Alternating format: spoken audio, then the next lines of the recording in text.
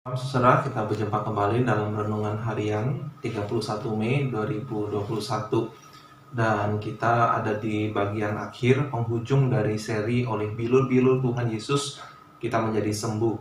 Dan hari ini kita akan membahas judulnya menjadi komunitas yang menyembuhkan, bagian yang kedua, ya. Pada bagian akhir ini kita akan membahas tentang bagaimana kita sebagai jemaat menjadi komunitas yang menyembuhkan. Dan bagian yang pertama dari topik ini adalah di akhir bulan April yang lalu. Nah, sebelumnya mari kita berdoa sebentar.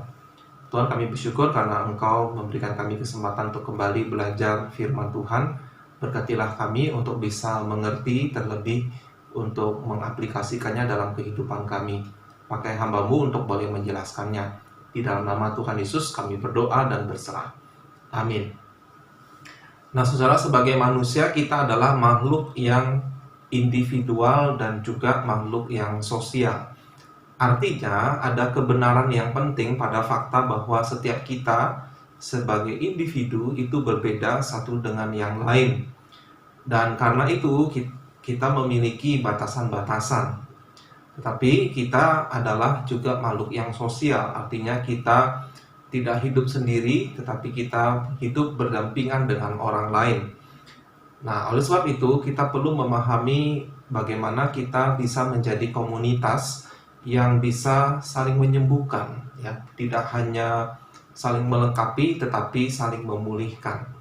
Nah, karena kita adalah berbeda, maka Anda bukan saya, dan saya juga bukan Anda.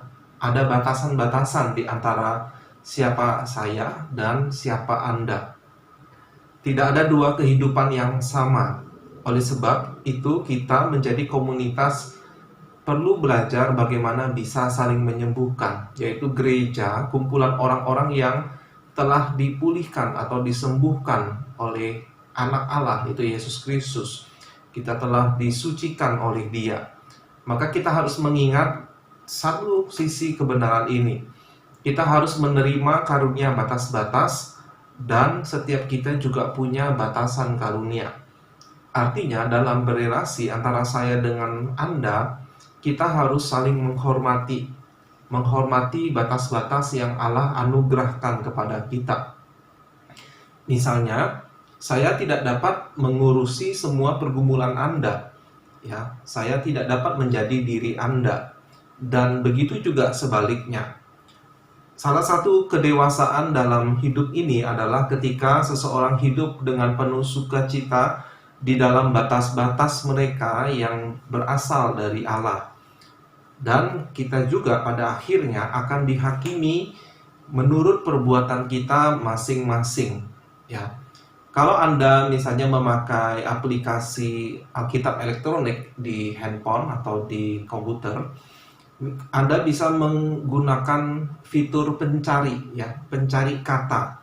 Kalau Anda mengetik kata masing-masing di mesin pencari di Alkitab, misalnya di Perjanjian Baru saja, Anda akan terkejut karena banyaknya ayat yang memakai kata tersebut, kata masing-masing. Dan ini menunjukkan pada masalah batas-batas individu yang saya maksudkan. Misalnya saudara-saudara, di dalam Matius 18 ayat 32, demikian firman Tuhan. Raja itu menyuruh memanggil orang itu dan berkata kepadanya, "Hai hamba yang jahat, seluruh hutangmu telah kuhapuskan karena engkau memohonkannya kepadaku. Bukankah engkau pun harus mengasihani kawanmu seperti aku telah mengasihani engkau?" Maka marahlah tuannya itu dan menyerahkannya kepada algojo-algojo sampai ia melunaskan seluruh hutangnya. Maka Bapakku yang di surga akan berbuat demikian juga terhadap kamu apabila kamu masing-masing tidak mengampuni saudaramu dengan segenap hatimu. Jadi pengampunan dosa, kata Tuhan Yesus, berlaku untuk masing-masing, artinya individu demi individu. Kalau Anda tidak mengampuni sesama Anda juga tidak diampuni oleh Bapa di surga. Meski mungkin, misalnya dalam satu kasus, orang dari keluarga Anda atau pendeta kita mengampuni orang yang bersalah kepada Anda. Tapi kalau Anda sendiri secara pribadi tidak mengampuni, maka kata Tuhan Yesus, Bapa pun tidak mengampuni. Jadi ini adalah masalah tanggung jawab pribadi masing-masing. Contoh kedua, misalnya di dalam Kisah Para Rasul 2 ayat 38, jawab Petrus kepada mereka, yaitu orang-orang di Yerusalem, bertobatlah dan hendaklah kamu masing-masing memberi dirimu dibaptis dalam nama Yesus Kristus untuk pengampunan dosamu, maka kamu akan menerima karunia Roh Kudus. Jadi pertobatan itu adalah masalah keyakinan masing-masing. Contoh lagi Wahyu 20 ayat 13. Maka laut menyerahkan orang-orang mati yang ada di dalamnya, dan maut dan kerajaan maut menyerahkan orang-orang mati yang ada di dalamnya, dan mereka dihakimi masing-masing menurut perbuatannya. Nah, saya rasa tidak usah saya jelaskan lebih panjang, lebih lebar lagi. Anda pasti sudah menangkap maksud saya. Nah, sekarang yang menjadi masalah adalah bagaimana kita mengintegrasikan karunia batas-batas individu ini di dalam komunitas kita, yaitu jemaat Tuhan. Pertama, sebagai jemaat, bukan hanya jemaat awam, termasuk kami rohaniwan, saya adalah anggota jemaat, maka kita perlu kesadaran bahwa setiap pribadi, setiap kehidupan, dan setiap keluarga diharapkan punya prioritasnya sendiri untuk merawat dirinya. Salah satunya adalah yaitu menetapkan batas-batasan berdasarkan keberadaan diri mereka. Misalnya, saudara, kita juga perlu menghargai batas waktu, misalnya dari seorang pendeta. Ya, dia harus punya waktu cukup untuk istirahat, waktu untuk persiapan khotbah, waktu untuk berpikir tentang sebuah masalah, dan waktu yang lain untuk keluarganya dan lain sebagainya. Jadi saudara, dengan kesadaran ini kita belajar untuk mengukuhkan perawatan diri, yaitu baik diri kita sendiri dan juga mengizinkan atau memberi kesempatan bagi orang lain, misalnya pemimpin gereja, untuk merawat diri mereka. Nah, mungkin bagi sebagian kita ini terdengar egois atau terlalu humanis. Nah, tapi tunggu dulu. Mari kita perhatikan beberapa adegan dari kehidupan Tuhan Yesus waktu dia melayani sebagai Mesias di dalam dunia ini. Matius 14 ayat 23. Dan setelah orang banyak itu disuruhnya pulang, Yesus naik ke atas bukit untuk berdoa seorang diri. Ketika hari sudah malam, ia sendirian di situ. Jadi adegan ini menyoroti bagaimana setelah pelayanan yang lama dan melelahkan dan yang luar biasa, Yesus menyuruh orang banyak itu pulang. Bukan supaya mereka bisa pulang saja, tetapi karena Yesus juga membutuhkan waktu untuk merawat dirinya. Dikatakan dia naik ke atas bukit seorang diri untuk berdoa. Dan dia menghabiskan waktu malam itu sendirian di sana. Waktu khusus sendiri. Lagi misalnya di dalam Markus 1, 35 hingga 39. Pagi-pagi benar waktu hari masih gelap, ia bangun dan pergi keluar. Ia pergi ke tempat yang sunyi dan berdoa di sana. Tetapi Simon dan kawan-kawannya menyusul dia. Waktu menemukan dia, mereka berkata, "Semua orang mencari engkau." Jawabnya, "Marilah kita pergi ke tempat lain, ke kota-kota yang berdekatan, supaya di sana juga aku memberitakan Injil, karena untuk itu aku telah datang." Lalu pergilah ia ke seluruh Galilea dan memberitakan Injil dalam rumah-rumah ibadat mereka dan mengusir setan-setan. Nah, yang menarik di catatan ini, kita tidak hanya menemukan Yesus membatasi waktu pelayanannya untuk dia punya waktu berdoa atau merawat diri. Ia juga membatasi waktu pelayanan di sebuah tempat. Sewaktu Simon dan teman-temannya menemukan Yesus sedang berdoa lalu memberitahu orang-orang mencari dia, Yesus seolah tidak menggubris orang-orang banyak yang mencarinya itu. Ia sadar sudah bukan waktunya lagi ia tetap berada di daerah itu. Maka ia mengajak murid-muridnya pergi ke tempat lain. Kata Yesus, supaya di sana juga aku memberitakan Injil, karena untuk itu aku telah datang. Jadi ini adalah contoh Yesus sadar diri, sadar misinya. Ia tidak terbuai oleh popularitasnya yang sedang menanjak di sebuah tempat. Ya, dia harus membatasi waktunya di sana untuk berbagi waktu kepada orang lain di tempat yang berbeda.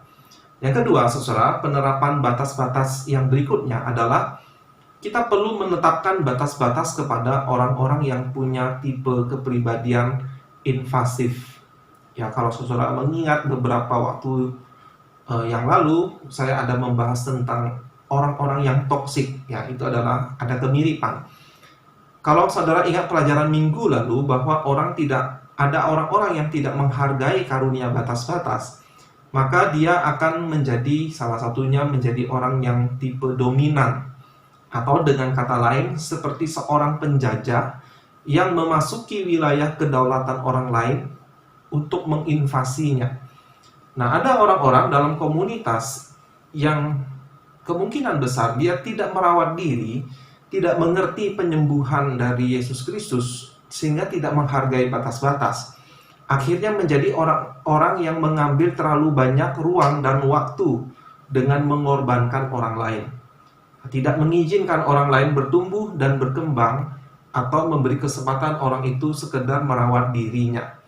Jadi orang-orang yang memanipulasi dan memanfaatkan orang lain untuk keinginannya sendiri. Akhirnya orang seperti ini merusak komunitas dengan cara mereka yang tidak alkitabiah dalam menghadapi situasi dan sesama. Ibaratnya seperti kanker, orang-orang yang tipe invasif membunuh sel-sel yang sehat dengan mengambil ruang-ruang orang lain. Jenis umum yang lain adalah jenis orang yang selalu menghindari konflik, ya, jenis inferior yang saya bahas minggu lalu adalah kebalikan dari orang yang dominan atau invasif. Padahal sebagai terang dan garam, sebagai anak Allah, kita harus ingat bahwa prioritas tertinggi hidup kita bukanlah menghindari konflik, melainkan melakukan kehendak Allah. Artinya, ada kalanya di saat seseorang lain melanggar firman Allah, maka kita harus berani mengambil tindakan, mengambil sikap. Artinya siap untuk berkonflik secara sehat, menyatakan kebenaran dengan kasih. Nah, orang-orang yang tidak punya batas, yang inferior, tidak berani berbuat apa-apa, ya, sehingga tidak menjadi bagian dari komunitas yang menyembuhkan. Malah sifat pasifnya ini membiarkan dosa, yang membiarkan kejahatan terjadi, malah akan memperburuk luka batin di dalam komunitas tersebut. Ketiga, salah satu bentuk penerapan batas-batas dalam komunitas adalah memberi kebebasan bagi orang lain untuk berbeda pendapat dengan kita. Ya, dengan demikian mengizinkan orang lain berkata tidak pada pendapat kita atau kepada keinginan kita. Ini adalah salah satu penerapan batas-batas. Nah, tentu saja saudara, ini akan membutuhkan hikmat dan juga membutuhkan kasih yang besar. Ada kalanya kita harus berpegang teguh pada kebenaran-kebenaran yang tidak dapat ditoleransi.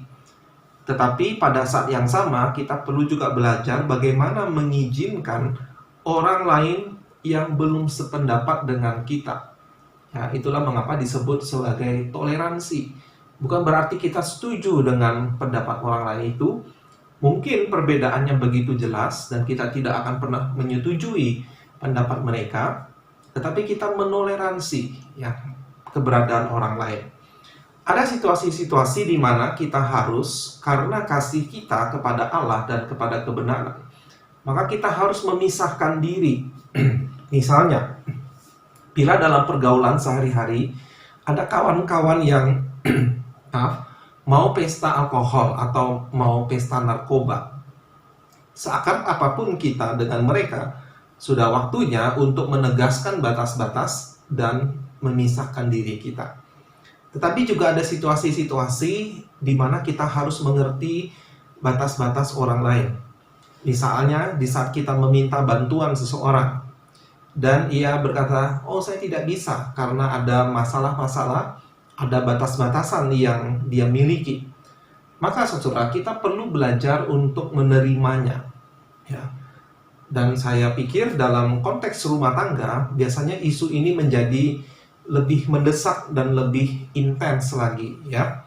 Misalnya, seorang istri tentu tidak bisa diharapkan terus menerima permohonan maaf dari seorang suami. Apalagi kalau masalah yang sama terus-menerus diulangi, ya. Bila suami berharap istri mengampuni tanpa menghargai batas-batasnya, akan tiba waktunya, saya yakin, sang istri akan meledak emosinya dan kemudian mengambil langkah yang drastis. Dan disinilah titik mulainya perceraian itu muncul, dan akhirnya perceraian benar-benar terjadi. Nah, jadi saudara, kita perlu menerapkan batas-batas, ya. Kita harus ingat batas-batas. Orang lain punya batas-batas, ya. Dan saya pikir saudara, masalah batas-batas ini juga sering kita langgar terhadap Tuhan, ya. Misalnya begini, kita mengerti Tuhan itu punya kasih yang tidak terbatas. Tetapi kalau kita tidak hati-hati, kita bisa mengira artinya tidak ada batas waktu bagi kita, ya. Sebetulnya saudara, kalau kita memahami dengan benar-benar kasih Allah kepada kita itu tidak terbatas, artinya selama masih ada kesempatan, selama kita masih hidup di dalam dunia ini, memang ada anugerah yang tersedia bagi kita. Dan tidak peduli seberapa buruk, seberapa banyaknya dosa kita, kalau kita sungguh-sungguh bertobat, disitulah kasih Allah yang tak terbatas itu dinyatakan, ya, artinya kita diampuni sepenuhnya. Tapi jangan kita salah artikan bahwa kasih Allah itu tidak ada batas waktunya. Batas waktunya adalah kalau kita meninggal dunia, atau kalau Tuhan Yesus datang kedua kali sebelum kita meninggal, ya. Bahkan kalau kita melihat di Alkitab, sepertinya ada contoh-contoh kasus bagaimana Allah sudah meninggalkan seseorang bahkan ketika dia masih hidup. Contohnya adalah Yudas Iskariot, ya, bagaimana Tuhan Yesus sudah menyerahkan dia kepada iblis sebelum dia meninggal dunia. Dan kita tahu akhirnya Yudas Iskariot meninggal dalam dosa-dosanya. Nah, jadi saudara, kita harus hati-hati dalam pemahaman kita bahwa kasih Allah tidak terbatas itu. Ada kebenaran yang harus kita pahami dengan betul. Jangan sampai kita salah paham. Nah, terakhir, penerapan terakhir dari karunia batas-batas dalam komunitas kita, agar kita menjadi komunitas yang saling menyembuhkan, adalah kita harus ingat bahwa Allah justru paling bekerja dengan penuh melalui keterbatasan-keterbatasan kita. Contohnya, Allah memberkati Abraham dan Sarah di saat mereka sudah lanjut umur dan secara biologis tidak mungkin bisa punya anak. Tetapi justru disitulah kuasa Allah dinyatakan. Musa berumur 80 tahun waktu diberi beban tugas yang sangat menguras fisik maupun emosi. Dan ia sendiri mengaku sebagai orang yang gagap bicara. Tetapi Allah memperlengkapi dia, bekerja melalui dia dengan luar biasa. Lalu Petrus, seorang pengecut tetapi suka omong besar. Yesus mengubahkan Petrus menjadi salah satu pemimpin yang penting dalam gereja, ya. Dan Paulus sendiri dengan gembira menerima karunia batas-batas. Katanya, karena itu aku senang dan rela di dalam kelemahan, di dalam siksaan, di dalam kesukaran, di dalam penganiayaan dan kesesakan oleh karena Kristus. Sebab jika aku lemah, maka aku kuat. Nah, luar biasa saudara. Jadi dalam kehidupan bersama kita ingat Allah bekerja justru dalam keterbatasan-keterbatasan kita itu. Dan jangan lupa hal yang sama berlaku dalam kehidupan saudara seiman kita. Kita melihat mereka punya keterbatasan-keterbatasan. Kita perlu percaya bahwa Allah bekerja juga di dalam keterbatasan-keterbatasan mereka. Yang terpenting di sini adalah iman kita dan juga kasih kita. Nah, jadi saudara, inilah akhir dari seri oleh bilur-bilur Tuhan Yesus kita disembuhkan. Kiranya seri ini boleh menolong kita benar-benar mengalami kesembuhan jiwa dari Tuhan kita Yesus Kristus, dan juga mewujudkan gereja kita menjadi komunitas yang saling menyembuhkan, bukan saling melukai. Kiranya Tuhan menolong kita. Sampai jumpa di waktu yang akan datang. Tuhan Yesus memberkati.